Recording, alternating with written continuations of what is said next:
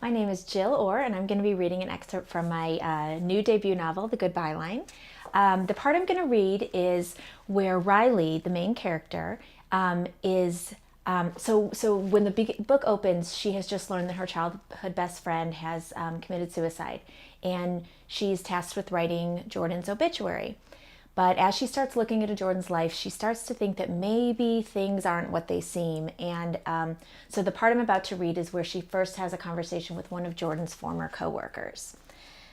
I got a tingly feeling on the back of my neck. I wasn't sure I understood exactly what Will Holman was suggesting, but I knew we were no longer talking about information to include in her obituary. He went on. And why would an ambitious young reporter kill herself after going through the effort of stealing such a potentially juicy lead? It just doesn't add up. Are you saying? Yes, Holman cut me off.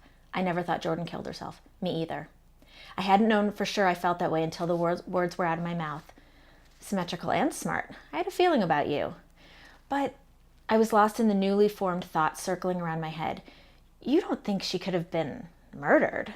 The word sounded foreign coming out of my mouth and even more bizarre in the context of a friend. I think anything is possible, he said. Romero is a powerful guy and definitely not the good guy he pretends to be. Maybe she stumbled onto something through that anonymous tip, or maybe her death has something to do with that secret boyfriend of hers. Domestic violence accounts for nearly 33% of female homicide victims. I looked at him, my eyes going wide. We didn't even know for sure that Jordan had a secret boyfriend, nor did we know if Romero was a bad guy, or if her death wasn't a suicide. This is a lot of speculation. I'm just saying anything is possible, that's all. In the back of my mind, I could hear Kay Jackson's warning about chasing alternative theories. But Holman was an award-winning reporter. If he thought so too, I told my little voice, I must be on the right track. He drove me back to my car and thanked me for the food. Try to find out more about who Jordan was seeing, okay? I had the door open, one foot out. Okay, I'll call you if... No, don't call me. I'm pretty sure they're bugging my phones.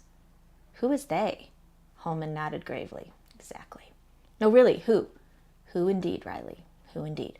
Holman, I'm actually asking you, who are you talking about? In response, or maybe of no relevance at all, who could tell with him, he tapped the side of his nose and drove off.